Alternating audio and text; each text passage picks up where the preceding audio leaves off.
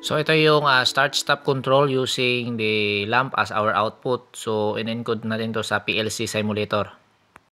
So dito paglagay natin ng stop, gumamit tayo ng internal relay para sa stop natin dun sa main control natin na lamp. So we have start and we have also holding contact. So ngayon isa-simulate natin yan para mapakita natin kung mapagana natin yung simulation natin.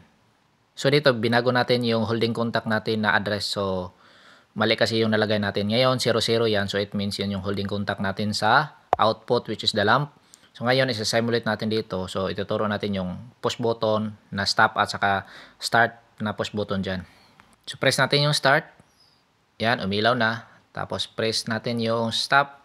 So makita nyo yan, wala nang ilaw. Ngayon start again. Then stop. So ito naman yung control niya. So kapag pinipress mo yung start, so nakita yung green lines na yan. So it means energize yan. Yung lamp natin na 00 nag-energize. Tapos pag i-press natin yung stop yan, nagbo-blue line siya. Ibig sabihin, hindi siya naka-energize.